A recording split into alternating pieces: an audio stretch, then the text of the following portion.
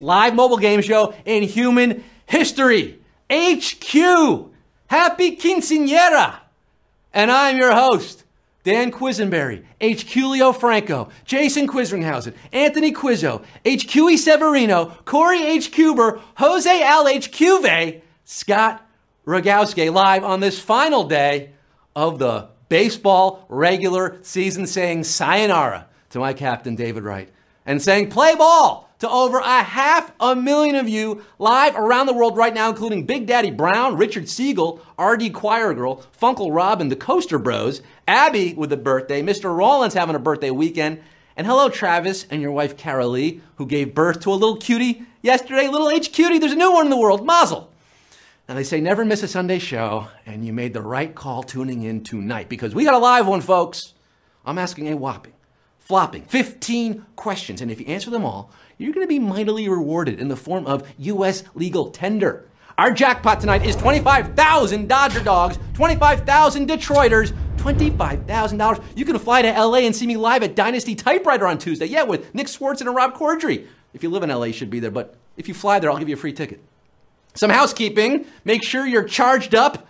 My face has a tendency to drain batteries. That chat is swipe-awayable. It is a distraction. It is a disgrace. You simply don't need it. Swipe it and it's gone. Do you have an extra life ready tonight?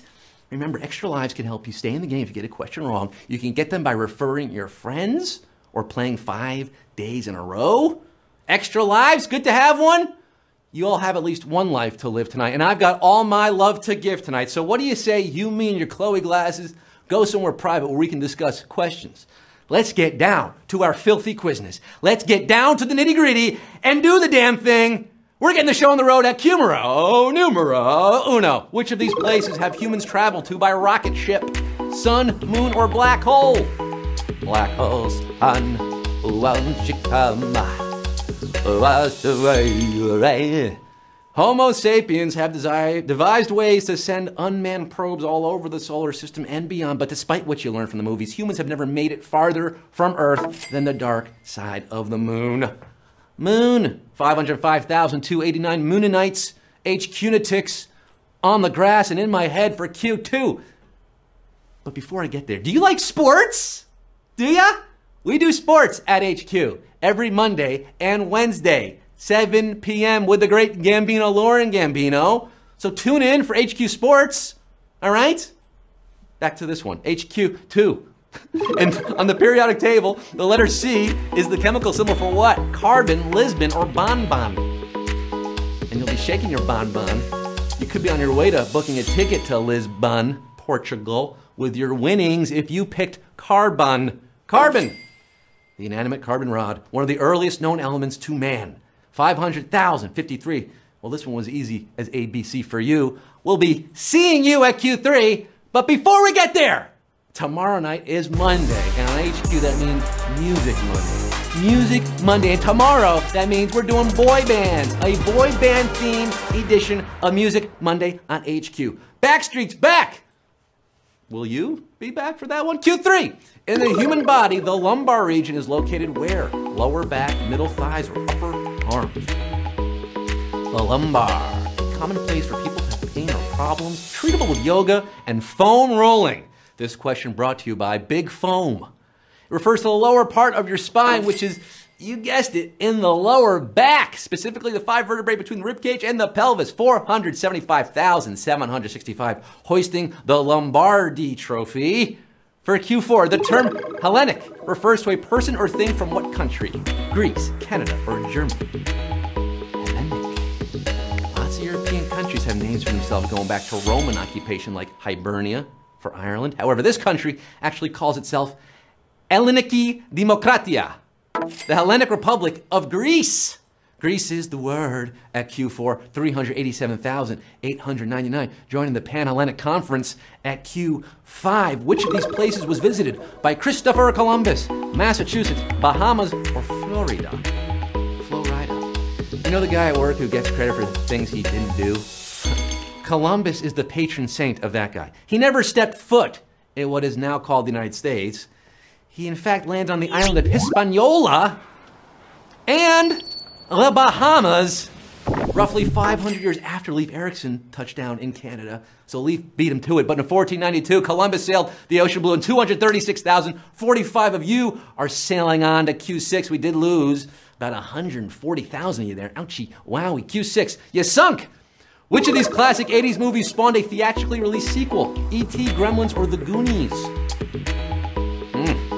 Some sequels, as you well know, they can slip by with minimal fanfare, but there's never been a better time to rediscover 1990's loopy live-action cartoon featuring a power-mad industrialist based in part on Donald Trump. His name's Daniel Clamp. Gremlins! Gremlins 2, The New Batch. That's the sequel. 171,021 of you asking, can we put the Hulkster in it? Yeah, watch that Key and Peele sketch too. Hilarious. Q7. By definition, which of these wools can only come from a goat? Cashmere, Angora, or Merino? You want a googly-eyed gremlin? We're doing it. Sheep go to heaven, goats go to hell. And merino wool generally comes from sheep. Angora wool comes from the Angora rabbit. Angora goats make mohair, but soft, fancy cashmere wool, by definition, comes from the coat of the cashmere goat. Cashmere outside, how about that? Cashmere is your answer. Cashmere, 54,495, surviving a slightly savage question there. Brutal question at Q7. Q8, what is the distinctive featured ingredient in traditional shoe-fly pie? Pumpkin, apples, or molasses? Better a burst stomach than wasted food, is an old Pennsylvania Dutch saying. Shout out my Pennsylvania Dutch HQTs. Well, what? And a burst stomach is what you'll get if you OD on this crumb-topped cakey pie that goes great with a strong cup of black coffee.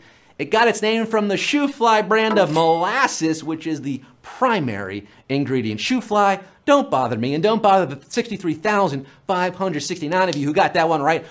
Buzzing on to Q9. Which artist's work can you see at New York City's MoMA?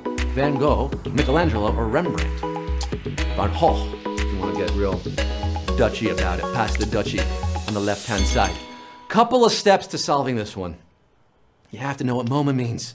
The Museum of Modern Art. And that modern art, well, that begins around the 1860s. So once you got that figured out, you got to know that the only one of these guys who was alive and painting in the 19th century was Vincent van Gogh.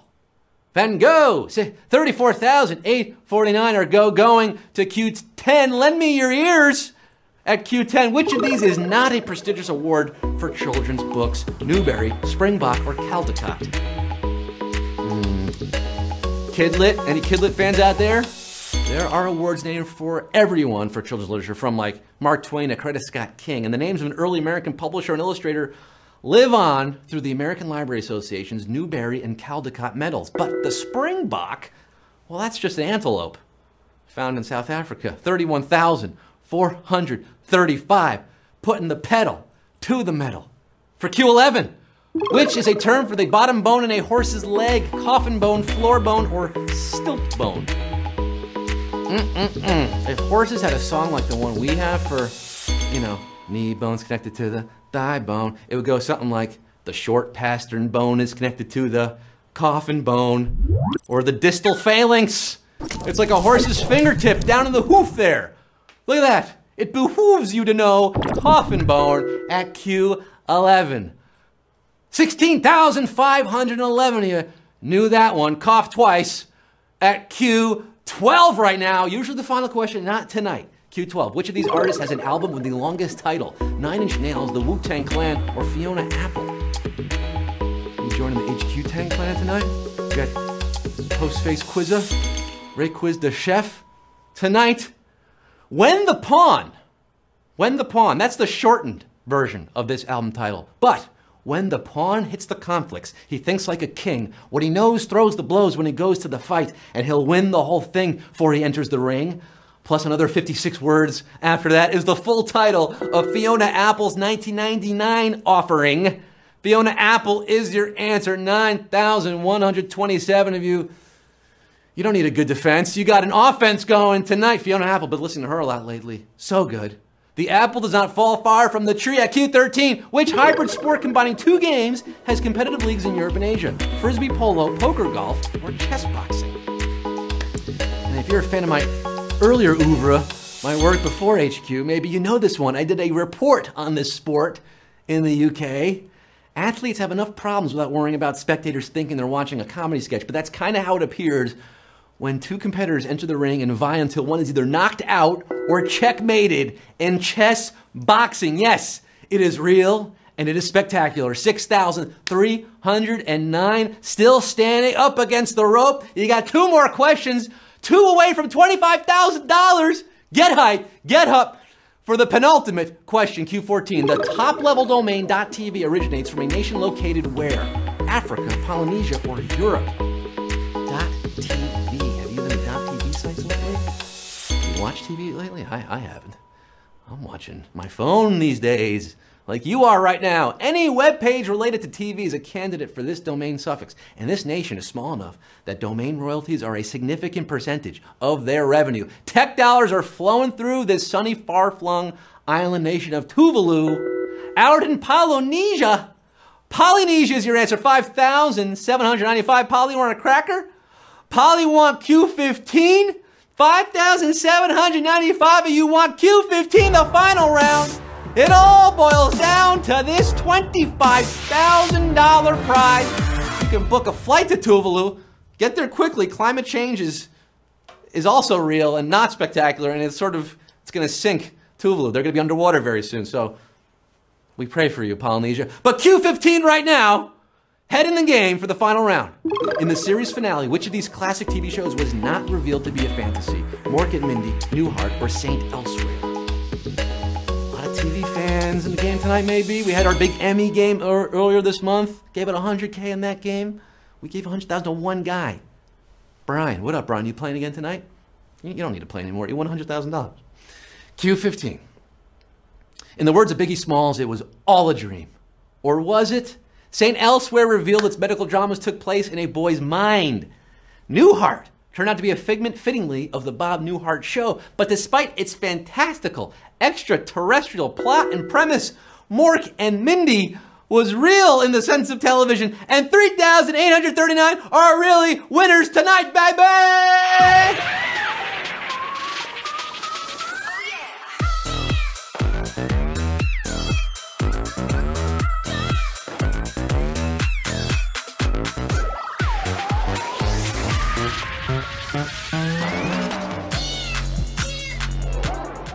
38-31 under the gun. Nanu.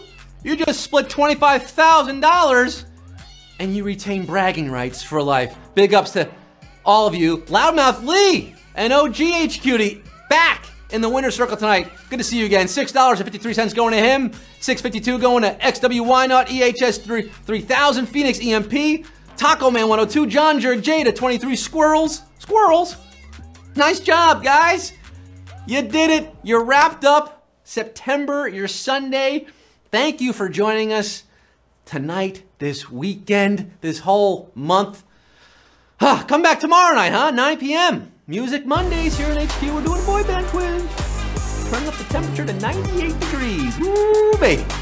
And HQ Sports, remember, Mondays and Wednesdays at 7 p.m. with Lauren Gambino. You've been a wonderful audience. I have been Scott Rogowski. I'm out all week. Going to be in LA on Tuesday. But we still got HQ for you, so come on back. ScottRogowski.com. Come see me live in LA. I'm going to sign off tonight saying Happy October. And I'm going to remind you guys, on this date in 1928, author, activist, and Nobel Peace Prize winner Elie Wiesel was born. If you're not familiar with Wiesel's life or his work, Google his name after you close out, Eliewiesel. His book, Night, an autobiographical account of the horror he witnessed and miraculously survived as a teenage prisoner in the Nazi concentration camps, should be required reading for every high school student. Thankfully, it already is in some schools. I leave you tonight with Wiesel's words that remain as true and relevant today as when he wrote them many years ago. Indifference to me is the epitome of evil. We must always take sides.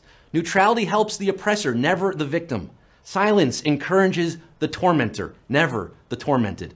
There may be times when we are powerless to prevent injustice, but there must never be a time when we fail to protest. Take a side, think higher, feel deeper, and have a good night.